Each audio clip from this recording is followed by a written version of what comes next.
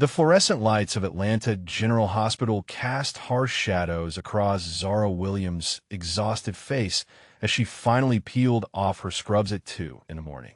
16 hours of back-to-back shifts had left her bones aching and her mind fuzzy with fatigue, but the overtime pay would help cover another month of her brother Marcus's mounting expenses. She slumped against her locker, the cool metal a welcome relief against her overheated skin. Her phone buzzed with desperate energy in her bag. Marcus again, probably. At 22, her younger brother had developed an unfortunate talent for finding trouble, and this latest mess with gambling debts had pushed Zara past her breaking point. She fumbled for the device, her fingers clumsy with exhaustion. Where are you watching from tonight? Drop a comment and let me know your city or state. I have a feeling many of you know exactly what it's like to worry about family at all hours. The text message practically wrote itself, muscle memory guiding her thumbs across the screen. Need help with M situation. The amount keeps growing and I'm scared. Please call when you get this. She hit send without double-checking the contact, assuming she'd selected her best friend Keisha like she had countless times before. 3,000 miles away, Min Hyukjin sat in the leather-appointed silence of his private office, reviewing security reports with a methodical precision that had kept him alive in a business where mistakes were measured in body counts. At 34, he commanded one of the most disciplined operations on the West Coast, a carefully constructed empire built on respect, fear, and an unwavering code of protection for those under his care. His phone chimed softly against the mahogany desk. Unknown number. The message that appeared made his dark eyes narrow with calculated interest. Need help with M situation. The amount keeps growing and I'm scared. Please call when you get this. Hyukjin's fingers stilled on the keyboard. In his world, messages like this usually meant one of two things. Someone was trying to set him up, or someone was genuinely desperate enough to reach out to the wrong person. The vulnerability in those words, the raw fear bleeding through the digital text, suggested the latter. He activated his phone's tracking system with practiced efficiency. The location data painted an immediate picture. Atlanta, Georgia, a distance that should have made this accidental contact meaningless, except for one critical detail that made his blood run cold. The Yang faction had been expanding their territory eastward, and their intelligence network was notoriously thorough. Any communication intercepted by their surveillance systems would be analyzed, cross-referenced, and investigated. He was already reaching for his secure line when his secondary phone buzzed with an encrypted message from his head of intelligence. Unknown female accessed your personal number. Communication likely intercepted by hostile surveillance. Subject may be compromised. Hyukjin's jaw tightened as the implications crystallized. Some exhausted stranger had accidentally wandered into the crosshairs of a very dangerous game, and her innocence would not protect her from the consequences. The Yang faction operated on the assumption that anyone connected to him possessed valuable information, and they had never been particularly concerned with collateral damage. He stood from his chair with fluid grace, his 6-foot frame moving with the controlled precision of a predator. The charcoal suit that hugged his shoulders might have suggested a businessman, but the way he carried himself spoke of something far more dangerous. Power radiated from him like heat from forged steel, an invisible presence that made even his own men step carefully in his vicinity. The flight to Atlanta would take 5 hours. His advance team could be there in 3. But something told him that even those precious hours might not be enough.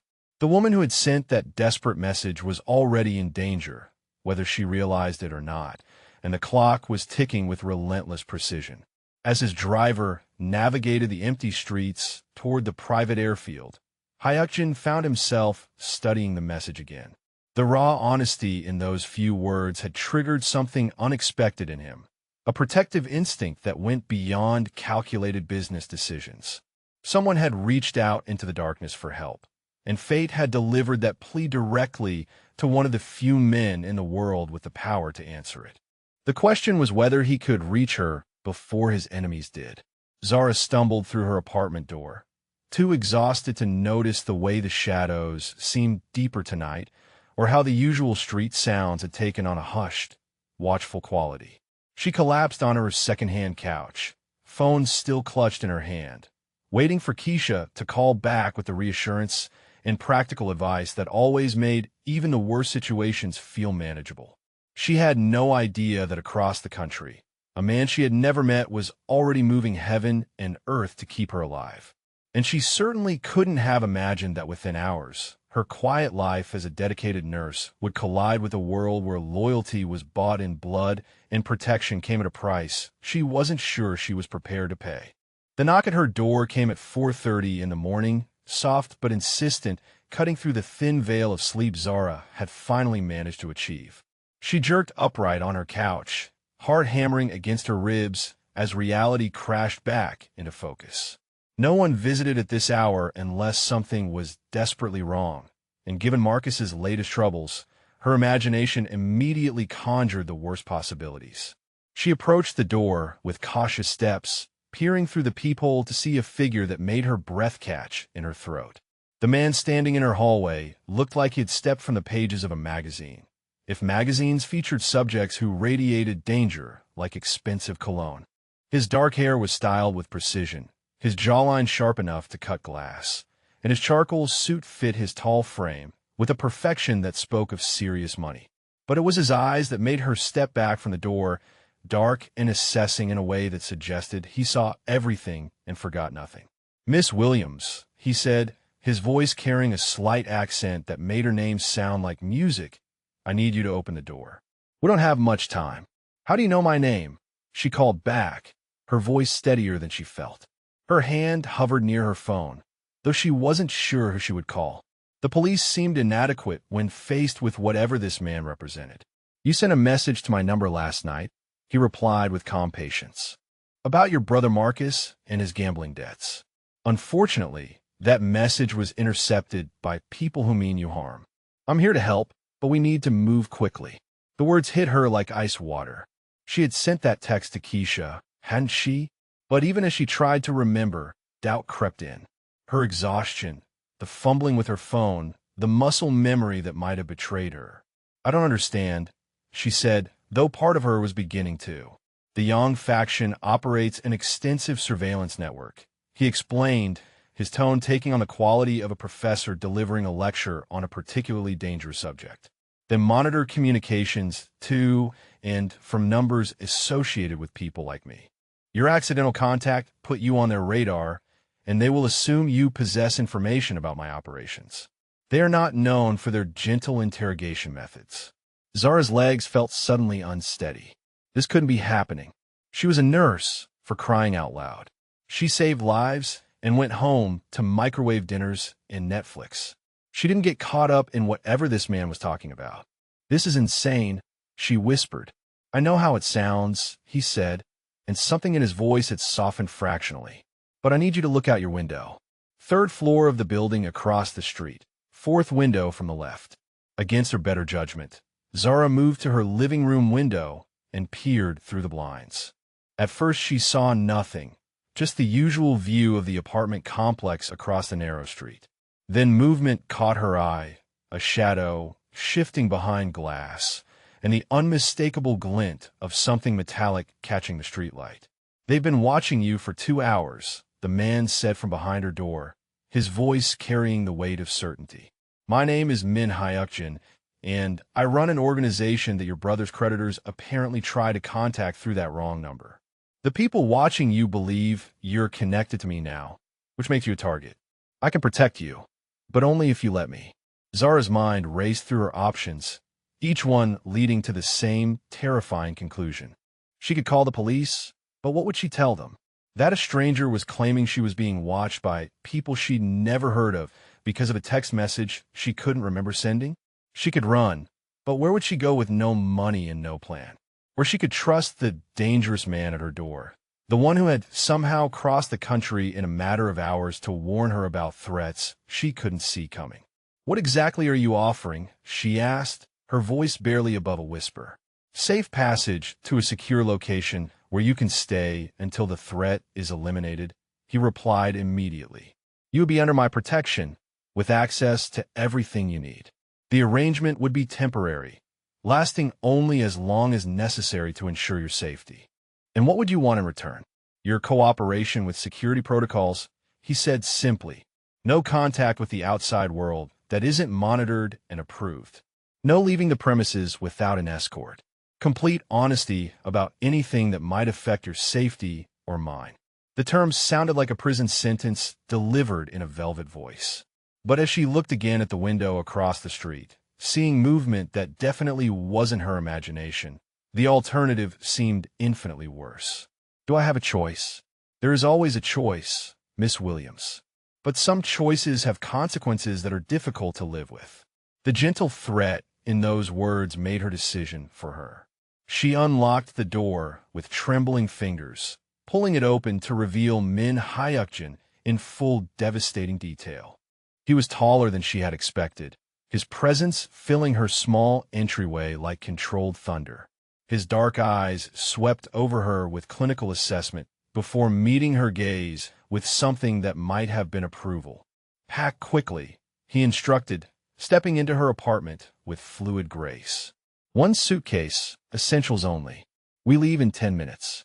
As Zara moved through her familiar space, throwing clothes and necessities into a bag, she caught glimpses of Hyukjin speaking quietly into a phone in rapid Korean. His tone was clipped and authoritative, the voice of someone accustomed to being obeyed without question. When he finished the call, he watched her movements with the patience of a predator, missing nothing.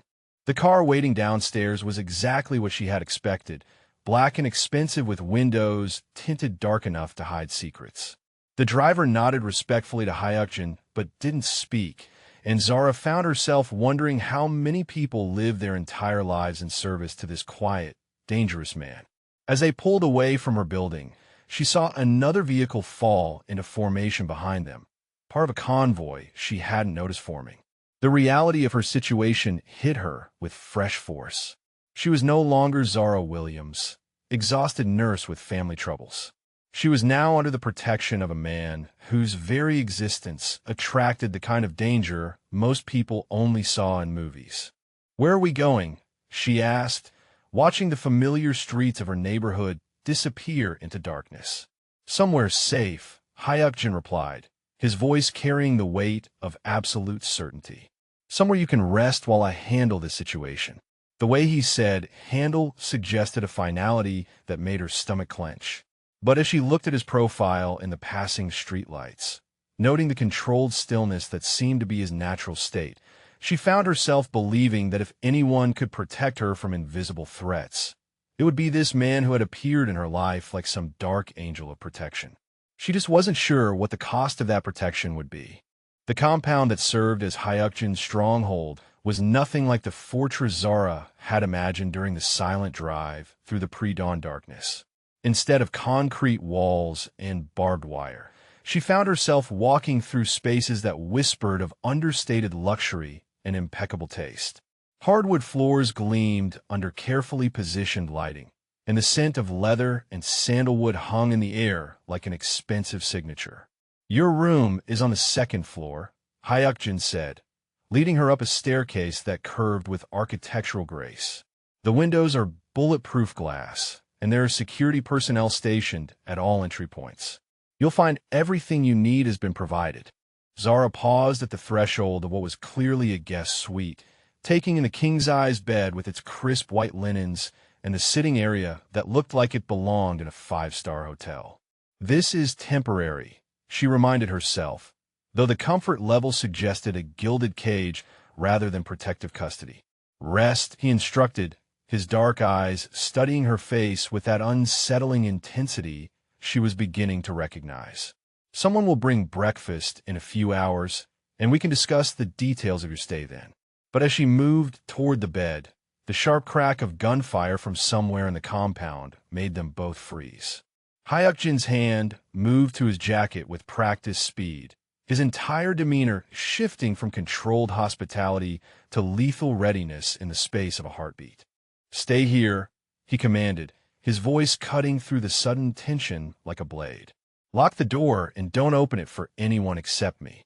Before she could respond, he was gone, moving down the hallway with the fluid grace of someone who had learned to navigate danger as naturally as breathing. Zara locked the door as instructed, but her nursing instincts made sitting still impossible.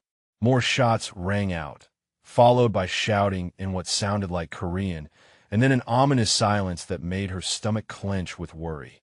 20 minutes later, Hyukjin returned with blood staining the sleeve of his expensive shirt and supporting a younger man who was clearly struggling to stay upright. The injured man's face was pale with shock, and crimson was seeping through the makeshift bandage wrapped around his upper arm. "I need your help," Hyukjin said without preamble, his usual composed mask cracked with something that looked like desperation.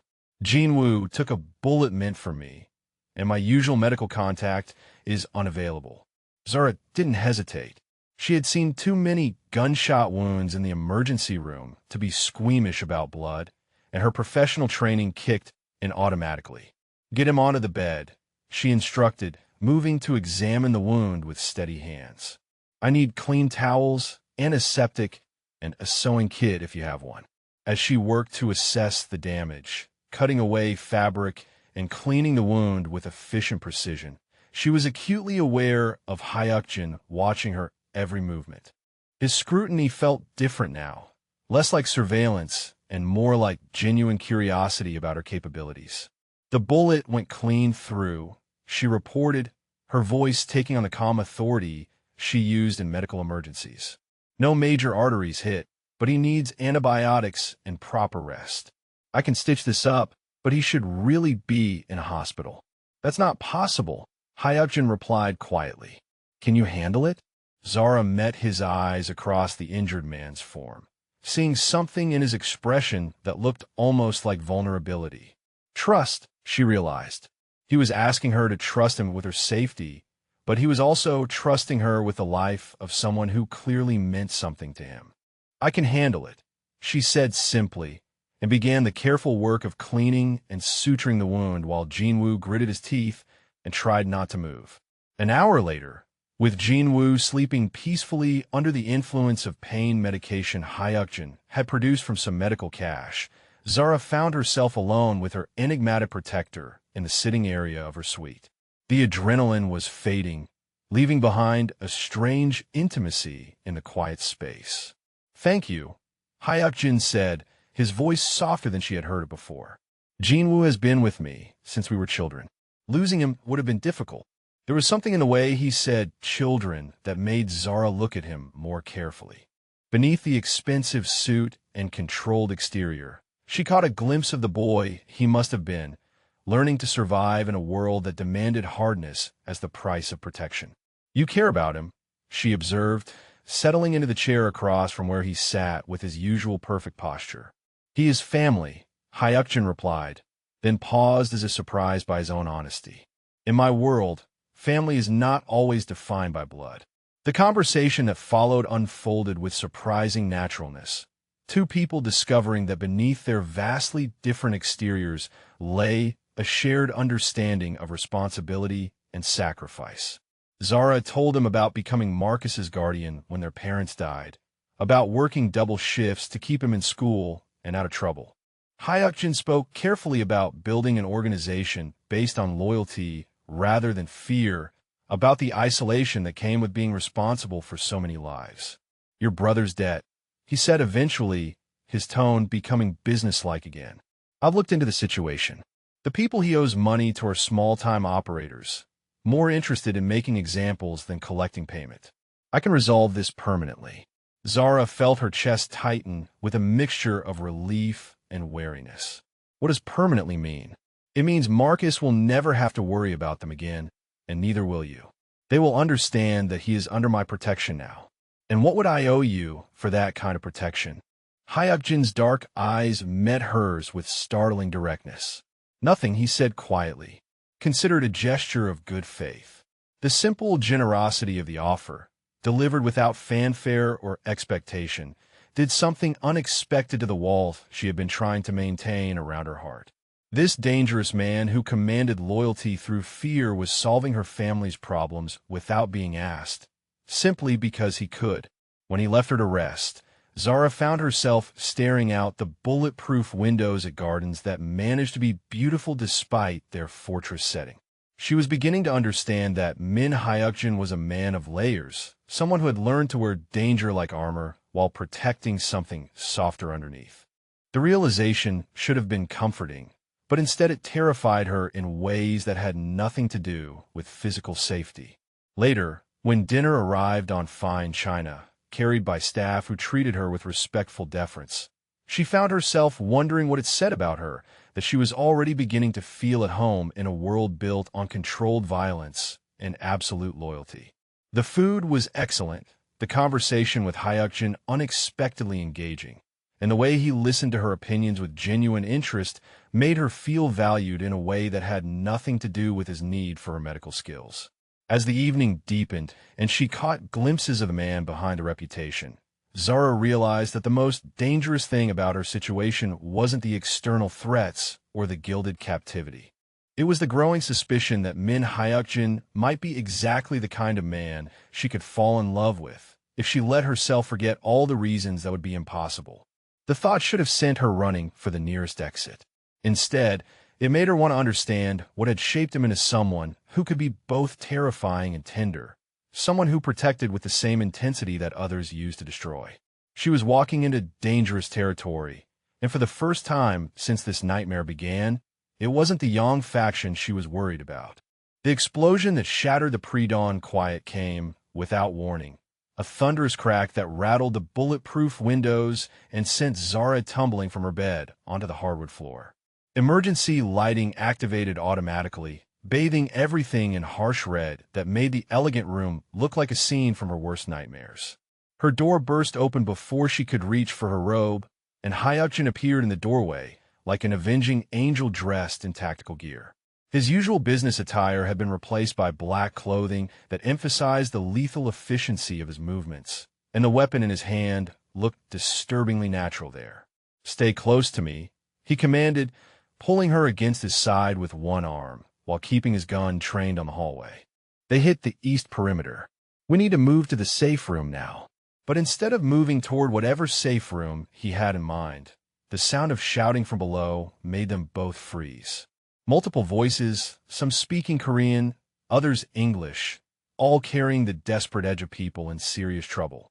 "Sir," a voice crackled through the communication device at Hyukjin's ear. "Multiple casualties in the main hall. We need medical assistance immediately." Zara felt his entire body tense against hers, the terrible choice between her safety and his people's lives playing out in the rigid line of his shoulders. Without thinking, she made the decision for both of them. "Take me to them," she said firmly, pulling away from his protective embrace to meet his startled gaze. "You have wounded people who need help, and I'm the only medical professional here. We're going down there." "Absolutely not," he replied, his voice carrying the weight of absolute authority. "The building is compromised. I will not risk your safety for anything." But Zara had already seen too much of his character to believe he would abandon his people, and she understood better than most what it cost to make impossible choices about who lived and died. "Those are your family down there," she said quietly. "The people who would die for you. Let me help them." The internal war that played across his features lasted only seconds, but in that brief moment she saw the full depth of his conflict between protecting her and saving the people who depended on him. When he finally spoke, his voice carried a rough edge she had never heard before. "You stay behind me at all times," he said, checking his weapon with practiced efficiency. "If I tell you to run, you run. No arguments, no heroic gestures. Do you understand?" The main hall had been transformed into a battlefield, elegant furniture overturned to provide cover, while smoke from the explosion obscured visibility and made breathing difficult. Bodies lay scattered across the marble floor, some moving, some ominously still, and Zara's medical training kicked in with automatic precision. She moved from victim to victim, with Hyukjin shadowing her every step, his attention split between watching for threats and marveling at her calm competence under pressure. Her hands were steady as she assessed injuries, prioritized treatment, and barked orders for supplies with the authority of someone accustomed to taking charge in emergencies. "This one needs surgery," she reported, pressing her hands against a chest wound that was bleeding too heavily to control with field medicine. And this man has internal bleeding that's going to kill him if we don't get him to a hospital. No hospitals, Hyukjin replied grimly, kneeling beside her to help apply pressure to the wounds. They'll be watching every medical facility in the city. Then we do surgery here, Zara said without hesitation, her mind already calculating what she would need to save the man bleeding out beneath her hands. I need a clean room, surgical instruments, and someone to assist me. This is what I do, Hyukjin. Let me do my job. The trust he placed in her in that moment was absolute and humbling.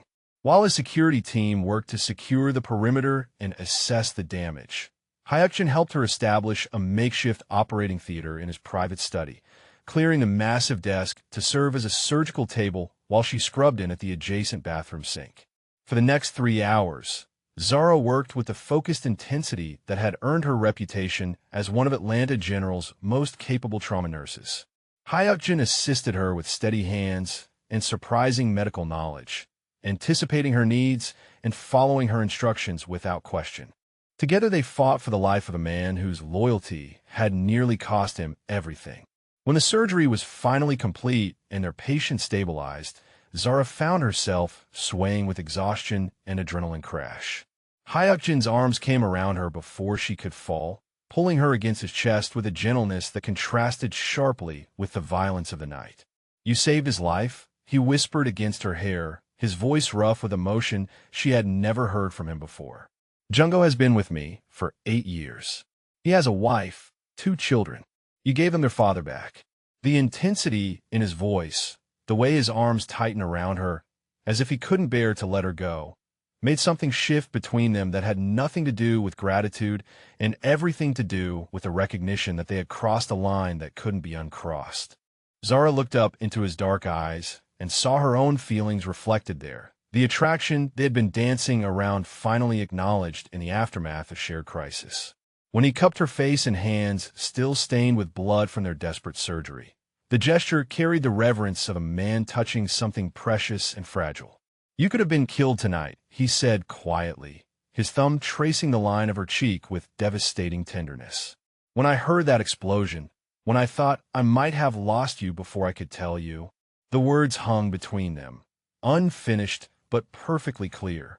The careful distance they had been maintaining dissolved like smoke, replaced by something raw and honest and infinitely more dangerous than any external threat. "Tell me what?" she whispered, though she already knew the answer in the way he looked at her, in a careful control that was finally cracking under the weight of emotions too powerful to contain. Instead of answering with words, he kissed her with the desperate intensity of a man who had just realized what he had to lose. It was a claiming as much as a confession, a promise that carried the weight of absolute devotion wrapped in the fierce protectiveness that defined everything he touched. When they finally broke apart, both breathing hard, the communication device at his collar crackled with urgent intelligence that made his expression darken with lethal promise. "Sir," his head of security reported, voice tight with controlled anger, "we've identified the source of the attack.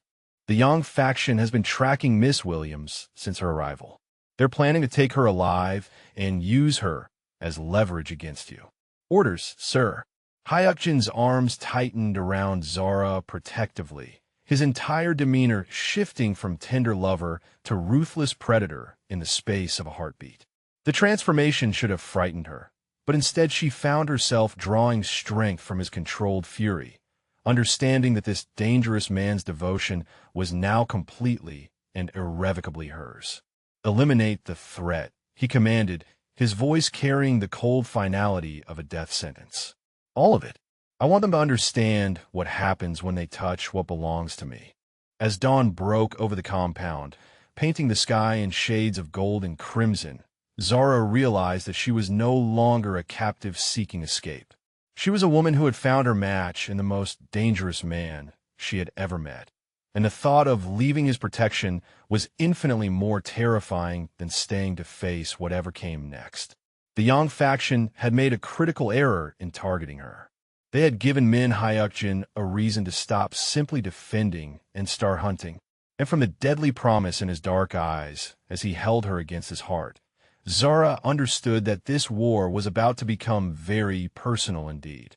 They came for her during the brief window when Hyuk-jin was coordinating the security sweep, a moment of vulnerability that the Yang faction had been waiting weeks to exploit. Zara had been helping tend to the wounded in the converted medical bay when the lights cut out with surgical precision, plunging the compound into darkness that felt alive with malevolent intent. The tranquilizer dart hit her before she could scream, a sharp sting in her neck that sent liquid fire through her veins and made her legs buckle beneath her weight. As consciousness faded, she caught a glimpse of figures dressed in black moving through the darkness with practiced efficiency, and her last coherent thought was wondering if Hyuk-jin would blame himself for failing to protect her. She awoke in a warehouse that reeked of motor oil and fear, her wrists zip-tied behind a metal chair that felt cold against her skin. The men who had taken her stood around her in a loose circle, their faces hidden behind masks that made them look like harbingers of death. Only their leader had removed his covering, revealing features that might have been handsome if not for the cruel intelligence that glittered in his dark eyes. "Miss Williams," he said in accented English, his tone carrying the false politeness of a predator playing with captured prey, "I hope you understand that your comfort depends entirely on your cooperation. We have some questions about Min Hyuk-jin's operations, and you're going to help us get answers." Zara's mind was still fuzzy from whatever they had drugged her with, but her nursing training had taught her to function under pressure even when her body wasn't fully cooperating. She forced herself to meet his gaze with steady defiance, drawing strength from the memory of Hyuk-jin's protective fury. "I don't know anything about his business," she said clearly, pleased when her voice came out stronger than she felt. "I'm just someone who got caught up in this by accident." The leader smiled with the kind of patience that suggested he had all the time in the world to break down her resistance. "Perhaps," he replied, circling her chair like a shark testing the waters. "But you've been living in his private compound for days now, sharing meals, intimate conversations, medical emergencies. You've seen his security protocols, his personnel, his vulnerabilities. And we know he cares about you, which makes you very valuable indeed." For the next hour, they alternated between questions and threats, trying every psychological pressure they could devise to extract information about compound layouts, security codes, and personnel schedules.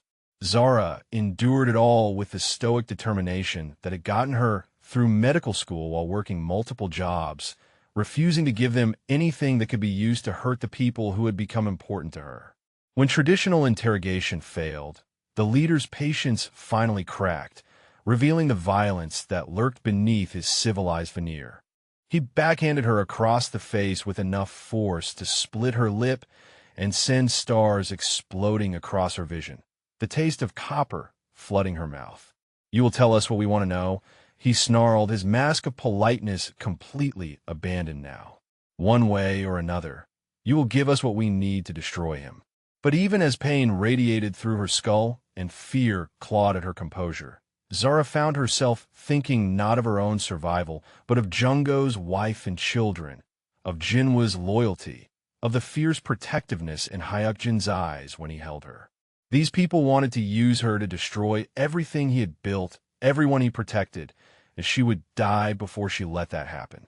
"I told you," she said through blood and split lips, her voice carrying a strength that surprised even her. "I don't know anything useful. And even if I did, I wouldn't tell you." The rage that transformed the leader's features into something inhuman told her that her defiance had just signed her death warrant.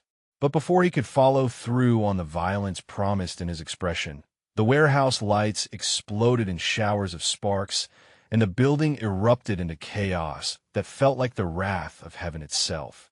Hyuk-jin came for her like a force of nature wrapped in human form, moving through the darkness with lethal precision that spoke of military training and years of survival in a world where hesitation meant death. His team flowed behind him like shadows given substance, each movement coordinated with the kind of efficiency that only came from absolute trust and shared purpose.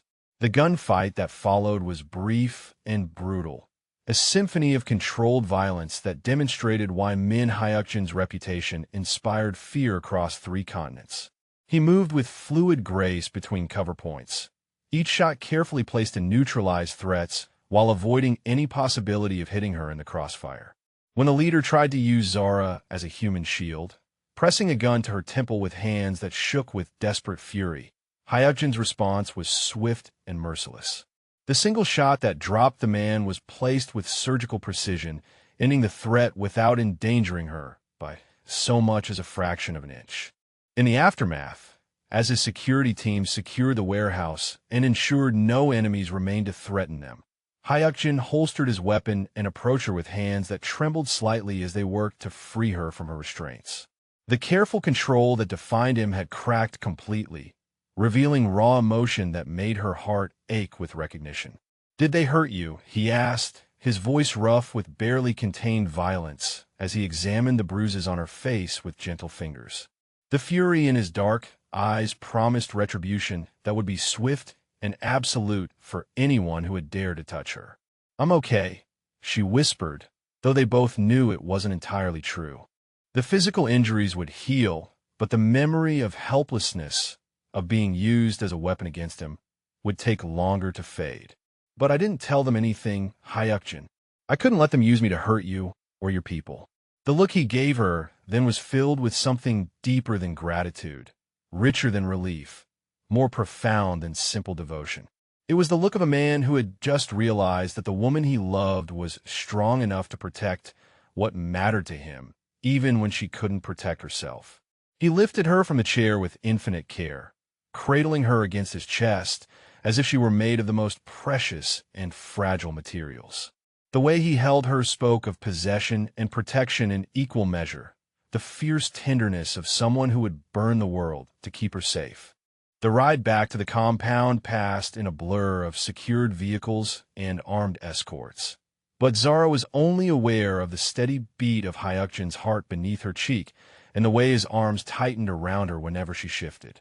He spoke in rapid Korean to his security chief, his tone carrying the cold finality of a man issuing death sentences, but his hands never stopped their gentle stroking of her hair. Back in the safety of the medical bay, he insisted on treating her injuries himself, despite her protests that she was fine. His touch was infinitely careful as he cleaned the cut on her lip and applied ice to the bruising on her cheek, but she could see the barely leashed violence in every line of his body. "They're all dead," he told her quietly as he worked, his voice carrying absolute certainty. "Every member of the Yang faction who participated in taking you, every person who knew about the plan, every contact who might have provided support. They no longer exist as a threat to anyone." The complete elimination of his enemies should have horrified her, but instead Zara found herself drawing comfort from his lethal competence. This dangerous man had just demonstrated that anyone who threatened her would face consequences beyond imagination, and the security that knowledge provided was more intoxicating than any drug. As he finished bandaging her wounds, she caught his hands in hers, stilling their gentle ministrations to meet his tortured gaze with steady purpose. "Thank you," she said simply, "for coming for me, for protecting everyone I care about, for being exactly what I need you to be." The kiss that followed was different from their first, less desperate, but infinitely deeper, carrying promises of devotion that would endure whatever dangers the future might bring. When they finally broke apart, both breathing hard, Zara realized that her understanding of safety had been completely transformed. She had spent her life believing that danger was something to be avoided, that protection meant staying away from violence and chaos. But watching Hyukjin unleash carefully controlled destruction on her behalf had taught her a different truth. Sometimes the most dangerous man in a room was exactly the person you needed in your corner, and sometimes surrendering to his protection was the strongest thing you could do. The Yang faction had intended to use her as a weapon against him. Instead, they had given him the ultimate motivation to demonstrate why crossing Min Hyukjin was a mistake that people rarely lived to repeat. And they had shown Zara that her place was not behind his protection, but beside him as an equal partner in whatever came next.